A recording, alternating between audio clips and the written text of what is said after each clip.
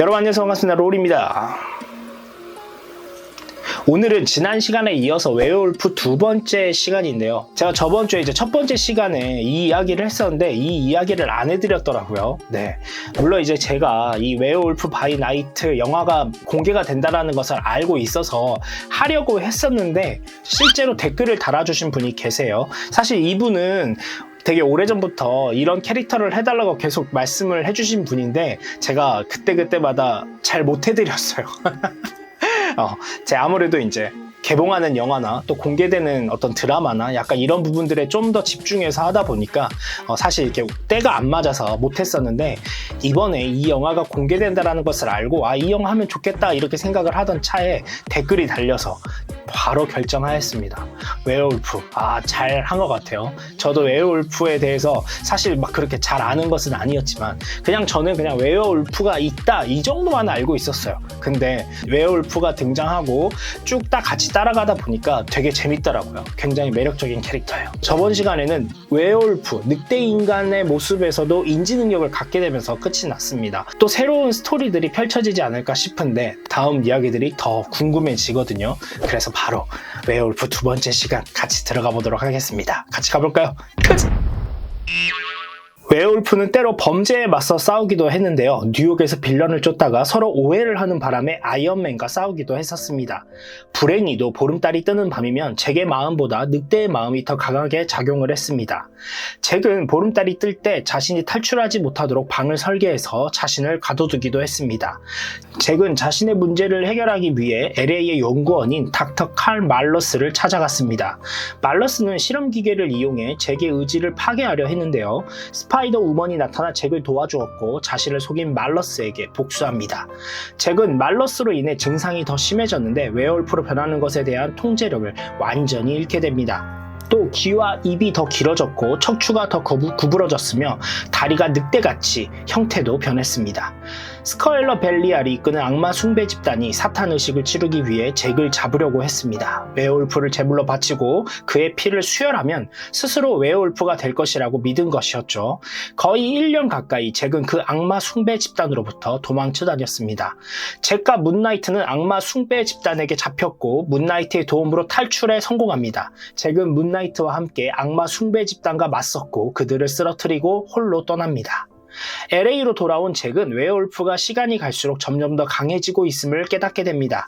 그는 모비우스 박사에게 도움을 요청했지만 결국 도망쳤고 웨스트 코스트 어벤져스에게 제압당합니다. 모건 르페이에 의해 여동생이 위험해지자 여동생을 구하려고 합니다. 이때 아이언맨과 함께 싸웠고 여동생을 구해낼 수 있었습니다. 레이니 싱클레어의 아들이 태어나기 전 잭은 다른 악마들 그리고 신들과 함께 뉴욕에 이끌려 가게 됩니다. 하지만 잭은 같이 갔던 다른 이들과 달리 레이니를 돕고 아이를 보호했습니다. 그녀가 출산한 후 잭은 아이를 키우기 위해 데려갔죠. 티어가 사춘기가 되었고 티어가 죽이기를 원하는 사람들에게 납치당하지만 레이니와 다시 재회하게 됩니다. 잭은 한동안 그들과 함께 지내기로 했습니다. 모비우스와 맨띵이 새로운 버전의 리전 오브 몬스터즈를 결성하고 은칸투, 맨피비언, 잭이 합류합니다. 웨어울프는 은칸투와 함께 디멘셔널 맨과 싸워 패배했지만 맨피비언과 모비우스의 도움을 받습니다.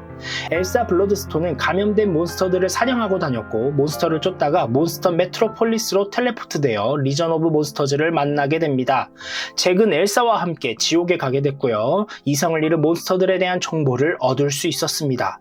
잭은 지옥에서 떠날 때 폭발로 인해 치명상을 입어 의식을 잃은 상태에서 인간의 모습으로 돌아왔고 몬스터 메트로폴리스에 이송되어 치료를 받았습니다.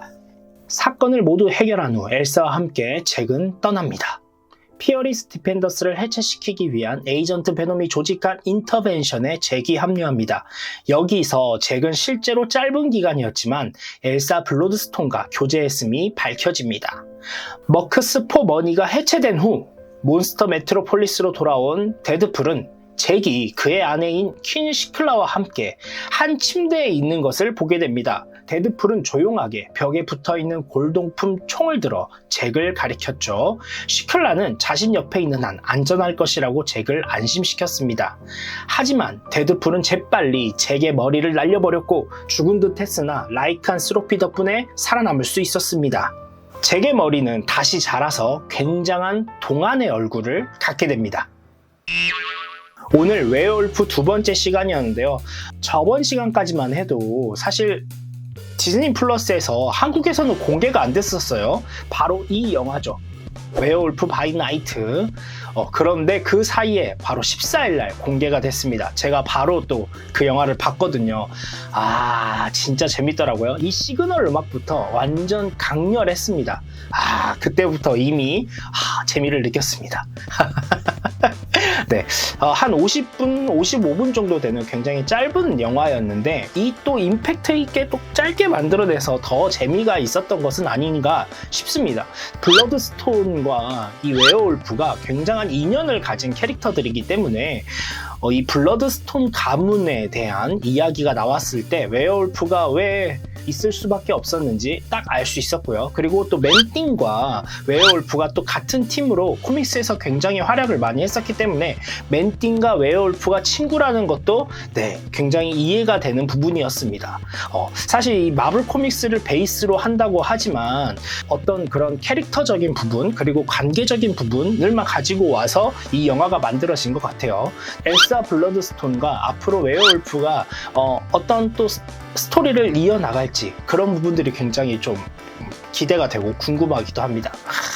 재밌었어요. 제가 몇 주 전부터 슈퍼내추럴에 대한 얘기를 하고 있는데 몬스터, 악마, 약간 이런 오컬트적인 캐릭터들이 이제 등장을 하고 있어요. 안타깝게도 블레이드는 등장을 하지 않았는데 블레이드가 또 등장을 할 줄 알았는데 별 보이진 않더라고요. 그래서 앞으로 이제 이 블레이드나 모비우스나 또 웨어울프나 맨띵이나 이런 슈퍼내추럴 캐릭터들이 계속 등장을 하면 앞으로 어떤 이야기들이 또 펼쳐질지 굉장히 기대됩니다. 너무 많은 영역으로 한꺼번에 커지고 있는 건 아닌가 좀 조심스럽게 또 생각을 해볼 수 있는데 또 이런 쪽을 좋아하는 또 팬들이 있기 때문에 또 안 만들 수는 없잖아요. 또 이런 부분들을 기다리고 계신 팬들에게는 굉장히 반갑고 즐거운 소식이 될 것 같습니다. 또 다음에는 어떤 캐릭터를 가져올지 또 고민을 좀 해보고 다음 주에 새로운 캐릭터로 돌아오도록 하겠습니다. 제가 늘 여러분들한테 원하는 게 있죠. 구독과 좋아요 눌러주시면 감사하겠고요. 다음 시간에 또 다른 영상으로 찾아오도록 하겠습니다. 여러분 안녕!